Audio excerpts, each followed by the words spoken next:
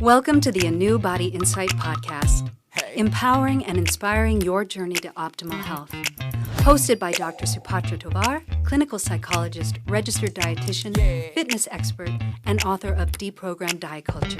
Rethink your relationship with food, heal your mind, and live a diet-free life. And Chantal Donnelly, physical therapist and author of Settled, How to Find Calm in a Stress-Inducing World.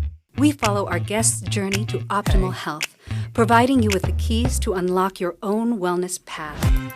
Tune in and evolve with us. Welcome back to the ANEW Body Insight podcast. We are back for the second half of our interview with menopause expert Lauren Chiren. Lauren gave us some background about her inspiration to become a menopause coach and shared her insights on menopause misconceptions and issues with burnout. We can't wait to learn more. So, Lauren, we left off at a very juicy bit, and I'm going right into that because this is, a big interest of mine. You talked about the 7-day plan that you have with clients where they basically eliminate caffeine, alcohol, processed foods, red meats, all sorts of things. So give us a little bit more information about that and your insights about what nutrition best supports us in menopause. Amazing. Well, you'll be able to add lots of value to this bit because I'm not a dietitian. One of the things as a personal trainer and nutritional advisor is I've been studying nutrition for years. And what I noticed is that there is a massive correlation always, all our lives, with food and how we feel. But when it comes to menopause, that is really heightened. And I was curious whether if we took out the things that we weren't naturally intended to eat, in my view, so if we can't pick it from the ground, spike it in the water or pick it off a tree or a bush or something like that, what would happen if we just ate like that for a few days and see what happens? So the more and more people I tried doing this with, the incredible results people were getting. So as I said, this isn't coming from a dietitian point of view. This is just coming from let's strip our bodies back to basics. Let's give our bodies what they're meant to have after we've made sure that we're well hydrated and we've got a good day and night routine. When we do this with food, we reduce the bloating. We take the edge off of the headaches. We start to really eliminate that fogginess of the brain. Our mood improves. We feel more balanced. We often, even in the space of 7 days, people's inches, start coming off, and it's just bloating. They're not losing any weight, but they're losing that bloat. The inflammation's coming down, so the knees aren't aching, the joints aren't hurting. And if that's what the body can do in 7 days, oh my goodness. How amazing is the human body? But people don't know. People just don't know. I don't know if you've learned anything about the blue zones. I've done a lot of deep diving into the blue zones because I find them fascinating, especially as we age. I want to know, how do we age as gracefully as possible? And if you look at the diet in Okinawa, they don't even have a word for menopause because they don't experience those same, issues and symptoms that we do in the United States. And so they've done tons of research. The Loma Linda health study, it's one of the longest running health studies. They've looked at the Nicoya Peninsula, Icaria, Greece, Sardinia. And all of them, what they have in common is that they are primarily whole foods, plant-based. And what that means is you're eating things, like you said, straight out of the ground, picked off the tree or off of the plant, a lot of beans and legumes, very much, plant rich, maybe with tiny bits of animal protein thrown in there, but mainly for decoration or for ceremonial purposes. So it's really just, and that diet, in doing research on whole food plant-based diet, that is the diet that can help you with all age-related diseases. So that's amazing that that's what you're doing with them. And it just kind of came intuitively to you. I mean, it's not rocket science. Of course, our body is meant to, process natural foods easiest. But give us some of the reactions and just tell us about some of your clients and how they changed after adopting a diet like this. So one of the things we do is we go through 2, 3, 4 weeks of getting them to reduce I always say the word reduce. How many cups of caffeine can you replace with something else? How many glasses of alcohol can you switch out? How many days a week do you introduce of being alcohol free? My intention is obviously to have them free of these things before they go into the 7 days. And often people say, don't ask me to give up my morning coffee. Don't ask me to give up my glass of wine at night. There's no way. I'm just not doing it. And you can see that steadfastness. They're just not going to do this. They do it. They go for 7 days and they're like, this isn't going to work. This isn't going to work. And they'll be resistant to finding 7 days. Well, I've got a dinner out, or I've got to take my kids here, or we're going on a vacation there. We've got a weekend away. We've got visits. And I'm like, okay, it's your life. You get to choose when you do it. It can be while we work together or some other time. I don't mind. I'd love to invite you to try it. So I make it an invite. Wow. So they do the elimination, they do the 7 days, and by day 4, they go one of 2 ways. They're screaming at me down the phone, telling me about how blinding headaches they've got, and all the withdrawal from everything, is like hitting them like a sledgehammer. And I'm like, that's okay. Keep going. Just support them. By day 4, oh my gosh, my belt is down a notch. Oh my goodness, I got out of bed without hurting this morning. Yeah. Oh my goodness, I've been going to the toilet. Okay. Oh my goodness, I feel great. Oh my gosh, I had sex for the first time with my husband last night. And this is in 7 days. Yes, that is how powerful nutrition is. That is, I think, the most important message, along with all of these other incredible lifestyle changes, getting proper sleep. I always say this, and I've said this on several podcasts at this time now, but I tell my clients, my female clients, that they have to put the oxygen mask on themselves first. And if they're able to do that, they're able to care for everyone else. And this is what I discovered for me too.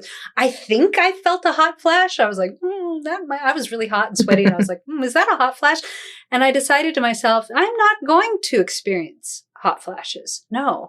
And so I really looked into, the Okinawans, their diet. I added tons of soy. I added a lot of seaweed products, miso, those kinds of things to my diet daily.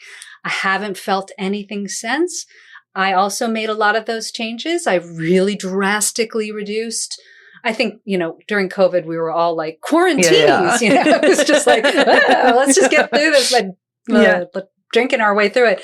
And then caffeine, if you become reliant on caffeine, if you drink at night, to get up in the morning. But if you really drastically reduce those, and I like you saying reduce, and I like you saying that it's up to you. It's, you listening to your body. When you actually truly listen to your body, you feel how good you feel with, a whole foods, plant-based diet. You're just like, full of energy, you sleep better. I stopped. I didn't have any more hot flashes after that. Skin improved, lost weight, you name it. So I do think you are here to give people a lot of hope, because I think that they think menopause is this kind of end of youth death sentence. And it doesn't have to be. You can have great sex. You can, you can have the energy. You can create more. And plus, I think after you hit menopause, and tell me if you agree with this, do you just kind of feel like you're your best self ever? 100%. 100%. Give us a picture of that. I very confidently run my own business. I run a global training company. I train hundreds of people to come into competition with me every year by training them to become menopause coaches, because I need to get more people out in the world. And I don't know anyone else that does that. I stand on stages in front of thousands of people all over the world. I appear on the BBC and CNN, on other, channels and news outlets on a regular basis. I'm called a menopause expert. I don't think anyone's ever an expert in menopause, because we don't actually know enough about it yet. But, that aside, I just love it. I can't explain it. There's a confidence that I never had when I was in a senior corporate role, earning serious 6 figures, in a very, very senior role, managing a lot of people. I didn't have a tenth of the confidence that I've got now. And whereas before, don't get me wrong, there's nothing wrong with this, but before I'd have the hair done, the face on, the nails, the perfect suit, everything would be just so. because I'd be so worried about not being perceived in a certain way. Whereas now I'm like, it's my knowledge and it's my personality. You like it, great. If I fit, great. And if I don't, I'm fine where I do fit. And that kind of not giving a monkeys anymore, that for me is so de-stressing. The cortisol levels are managed a lot easier now than they've ever been. So Yes. I love not giving any monkeys. Let's just teach everybody not to give any monkeys, because it really, what people think of us is not our job. They can love us, they can hate us. It's just not our job. And when you let go of that, you free yourself to just be yourself, to just let it go and enjoy what you're doing without being so self-conscious. So I love this. You and I. To give me a picture too, along with diet, what about exercise? What do you recommend? Because we talk about stress a lot. Chantal is a stress expert. And the role that cortisol, especially, and adrenaline and other things play in how we can actually move and exercise. And it becomes different when, especially when you're super stressed out and you're approaching menopause. What do you recommend people to do for exercise? Oh, I recommend that you don't do what I did when I didn't know I was going through my menopause, which is, as an anaerobic athlete, as someone who's a sprinter and a judogi, a judoka, sorry, I'm very anaerobic based sports, short, sharp, powerful sports. I trained to do a marathon, not knowing that I was going through menopause. I was getting injured. I wasn't recovering enough. I wasn't resting enough. I wasn't eating appropriately. I wasn't hydrating well. So I say, listen to your body. However, and interestingly, at the time of recording, I've just run a 21-day challenge to introduce people to weight training. And that doesn't mean buying loads of heavy weights or going to the gym. It just means learning to use your body. So talking about the blue zones, what do they all have in common is that they've got physically active lives. They're lifting and carrying and they're moving. They're not stationary the way so many of us are now. Exactly. So I get people to start thinking, how can they build that in with their shopping and their housework and their gardening, and also using our body weight to really challenge our muscles, challenge our bones every day. And it is, sadly, we have to. It's not an option. If we want to age well, we have to move our bodies and we have to keep that muscle strength going, because that protects our bones. It means that we can reach up to the cupboard and pull things down. We can carry our shopping. We can be self-sufficient. But we do know that we decline in muscle mass and bone density from, our 30s on. So we have to do something to compensate for that. And that is going back to diet, because if we haven't got the building blocks in there, it doesn't matter what we're doing. Exactly. So we need to exercise. And I've tried really hard to find a way to use my vocabulary to not want to put people off, because the word diet and the word exercise are words I don't use. I tend to use how and we they're eat. They're also tinged in diet culture, and it means something else. I like to say like dietary lifestyle. Yeah. That I think is a better term than diet, because then people think, well, I got to be on a diet. Yeah. Yeah. And I think, talking about our food choices and talking about our movement choices, I think it is less triggering. So when we talk about movement, I try to very gently eventually get people to think about weight training, because we just don't have active enough lives. For most people, we don't have active enough lives. And even someone that walks their dog every day, they have to do more. So we need to be building in those kind of weight-bearing exercises and potentially using weights as well. But there's lots we can do without ever having to set sight in a gym or go to a class. But yeah, look at exercise is really important. The Exactly. Okinawans, they're gardening. That's like their main thing. They're gardening. And so when you look at gardening itself, you're going from standing to squatting to lifting to digging. So you're doing all of this kind of functional movement. Yeah. And their weight training is like maybe lifting a tray of, vegetables or something like that, or whatever they're doing to clean their house. They're not in a gym. And you don't have to be in a gym. And you look at, I think it's Sardinia. that place has so many hills. So Hills. they It's are like just, this. It's like they're just doing hills. They're walking everywhere. Mhm. So I really like to hear that. I think a lot of people, when they hear you need to strength train, they think, oh my God, do I have to go to a gym? I'll tell you what I do is I put on like 2-pound weights on my Mhm. hands and my legs, and I'll do like bar, Mhm. Pilates exercise in the Yeah. morning. You know, it might have a little Mhm. bit more of a cardio element sometimes.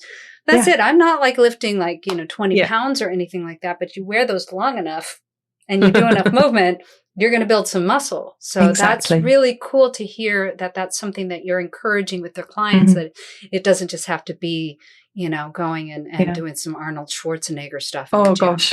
No. And I think Hmm. one of the other things I often say to people, and I think it's so important that we tap into our joy. I think there's Yes. such a loss of joy. So I often will say to people like, oh, I don't like doing anything physical. I'm like, okay, what did you do as a kid? What did you do when you were a child? What lit you up? Did Hmm. you play hopscotch or skip? Or Hmm. what else did you do? Did you climb trees or ride bikes? What did you do that you don't do anymore? How could you bring Yes. that back into your life? You were Yes. not going to a gym when you were 7, 8, 9, 10. So Nope. what did you do to stay active and mobile back then? Get back into it. Hmm. So does that encourage them to kind of Mm. get more into Oh, play? yeah. Yeah, it's amazing. Yeah. I mean, some of the things people come up with are hysterical. But the safer ones that I can probably share are things like going back to netball or kicking a ball around or bouncing a ball off of a wall or, Hmm. hopscotch was one that comes up quite a lot and getting a Yes. bike, riding a bike and Oh joining a yeah. bike I club. got a mini trampoline Oh, yeah. years ago, and I just bounce around on that thing. If I want some cardio and I need to Great. like get some energy out, it's also great for your lymph system. It helps to clear Hmm. it. Jumping around. I agree. Yeah. I also tell my clients that I used to train full time as a Pilates instructor. And the reason why I Ah, got into that is because it is so fun. I love it so much. I love the movement. I love the grace of it. And so that kept me going mhm, from, 20s up. mhm. So I think it's really important that people find something that they love. So that's a really wonderful piece of advice. Give us a picture too of what advice you would give to somebody who's just beginning their menopause journey. They're just starting to see, oh, I think I'm slowing down, or I got brain fog. What do you suggest for them if they're listening to this podcast? Get educated, and know that Mm-hmm. you're going through one of life's most natural processes. There's going to be somewhere in the region of 1.1 billion other people going through that by 2030 or beyond, depending when you're listening to this. And you are 100% sane, normal, amazing, and you deserve and are entitled to get all the help and support that you need and want to successfully navigate this time of life. And that is available to you. We just have to make sure you've got the empowerment to go and use your voice and get that help and support. So I think it's really important that people are learning to advocate for themselves. And like you said, when you talk about high estrogen levels in your 40s, we need to be able to nail that in one appointment, 2 appointments max. We don't be fighting with 10 doctors before we get seen and heard. And Yes. that's where we need to really get people to step up their knowledge and their personal power. Yes. And I think, especially in the Mm. States, and you might experience this too, I think women tend to feel that after 40, they're cast off, that they're no longer a viable member of society. They're not youthful. They're not this and that. I think that comes straight out of diet culture. And so, how would you counsel somebody who comes in with that mindset, with that mentality?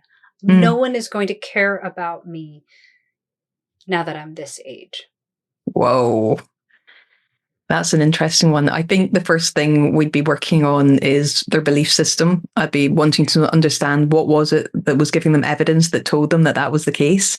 We'd definitely be diving into all their life's accomplishments and looking back and just recognizing their achievements, their celebrations, all the wins, all the incredible things that they've done, people they've helped, support roles they've played, and really build up that sense of how just amazing that individual is. And then look at, what the advantages are of being menopausal and postmenopausal. The fact that we don't, if we've had our children that we want to have, because that's another conversation, but if we are at that menopausal age, We've either had or not had children as we wished. And we now don't have to worry about contraception. We don't have to worry about being able to wear the white trousers. We don't have to worry about all the monthly cycles and ups and downs. We don't have to. There's so many things that we can just let go of. And so many of us get an uptick in testosterone slightly after menopause that, that confidence, heck, we can do whatever we want. So again, there's many, many more things that we can do with confidence and confidence techniques and just demonstrating and helping people look at themselves from the outside world's point of view and get them to really recognize how incredible they are so that they can continue to do whatever they set their heart and their mind to going forward. So everyone's unique and different in terms of what sort of support we would offer, but it's really just reminding people that they are absolutely incredible and amazing.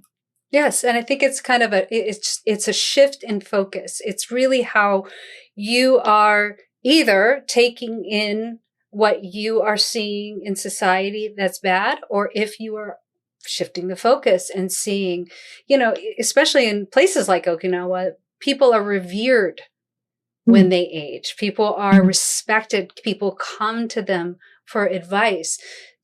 Here, I think you get a lot of the messaging that, when you become older, you're going to be put into a home and no one's going to want to take care of you and everyone's going to forget about you. And I think it's so important to shift that narrative. You can be at this age a guiding light, a force of nature for younger women so that they don't have to absorb that messaging. They can see if you are, tuned in internally as opposed to kind of trying to get all of your self-esteem from, culture out there. If you're tuned into yourself and you are confident in yourself, you're going to be an inspiration to other women that they can look at midlife as a place where they can just rock and succeed and not care about what other people think. I like that you said that earlier, that, you're like, maybe I'll put on makeup, maybe I won't. You're either going to like me or you're not. And that, I think, is a clear example of that. Yeah. And I think the other thing is I'm maybe very fortunate. I come from a city, Glasgow in Scotland, that hasn't got the healthiest reputation. People die younger than normal. I've got two parents in their 80s. My dad goes for his morning walk every day. He socializes by mixing with his friends at 11 o'clock for coffee every day. My mum goes to the gym 3 times a week. I've never had this concept that there was anything I couldn't do. I've never been surrounded by that or sucked into it. And I think that you look for the evidence in the world. It's exactly what you just said. You look for the evidence in the world to support your beliefs. So if we get to choose our thoughts and we get to choose how we use our energy into our actions to get better results. So I think it's we're living through some really interesting times. Yes, I agree. I think, you're really touching on something that a lot of people don't really believe they have much control over, which is their mindset. I truly believe no matter what you've come from, no matter the background, whether it's, and I treat a lot of people who've gone through significant trauma, it's so important to learn from that. It's so important to embrace and understand what you've gone through. It's so important to address your mental health. But you don't have to make your past your, life sentence. You can change your mindset. You can learn from the past, but then decide right now, what do you want for yourself? And I think when you do that, you empower yourself. Give me a little picture of how you help people change that mindset. Through the coaching program. So, we either do that as a one-to-one or in groups. We also deliver it as talks and training on a more corporate level. And it is by taking people through exercises, and it will depend what our remit is and what it is we're actually trying to do with an individual or with a group. So we will get people to get very honest with themselves. We'll maybe do some free writing. So we'll just set a timer, get paper and pen out, get them to write down whatever noise is in their head, whatever stories they're telling themselves, and then go back with a highlighter and highlight the facts in one color and highlight the other nonsense in another color, and then let's work with the facts and then look for the evidence that backs up the good stuff. And we get people to completely use the story. They'll come and tell me that a dreadful incident, a traumatic incident happened, and they'll come in and it'll be the worst thing and they'll be emotional, and then we go, great. And they look at you as if to say, why are you saying great? What's great about that? I said, I'm not saying great about your story. I'm saying great that you've been able to share that with me. I'm grateful to you for doing that. Now let's look at the story and choose what you've learned from it. Yes. And then they're like, and then you can see the mindset shift. And then by the time we finish the session, it's kind of like, you know, the shoulders are back and down. They're sitting up tall. The story is the survival story, and it's now coming out of survival, and they're ready to thrive. And that's such a beautiful shift. But it will depend on the group. It will depend on the people that we're working with. There's so many different tools and techniques that we can use. So, but it is very much getting people to interrogate their own thoughts and recognize that that's all their thoughts are. They're just thoughts, and we get to choose whether or not we believe them or use them or change them. So yeah, I love doing that. Yes, that's the basis of cognitive behavioral therapy. Your thoughts affect your feelings, affect your behaviors. And so it's really important for us to mind our minds. I always bristle when I hear somebody say, oh, I'm old. I'm old. And I'll never get this and I'll never get that. I'm like, oh gosh, you got to watch out what you're saying because that can come true. You want to make sure you're saying, I feel young. I am young at heart forever. I embrace joy. I am so grateful for this or for that. I am so thankful. And speaking of that, I am so thankful for you coming onto this podcast, Lauren. I think that you are a shining light out there for women, for everyone to understand this very important stage of our lives and to make sure that we're not casting aside anybody, that we are, really celebrating people of all ages because they all have something really valuable to give to us. So thank you so much, Lauren. Thank you. I'm grateful for the opportunity to speak with you. Absolutely. And thank you for tuning into the ANEW Body Insight podcast. We look forward to our next exciting interview. Stay tuned for more. Thanks for tuning into the ANEW Body Insight podcast. Please remember, the content shared on this podcast is for entertainment purposes only and does not constitute medical advice. You can find us anywhere podcasts are streaming, on YouTube at my.anew.insight and at anew-insight.com under the ANEW Body Insight podcast tab. Follow us on our socials at my.anew.insight on Facebook, Instagram, TikTok, and Threads for more updates. Tune in next time and evolve with us.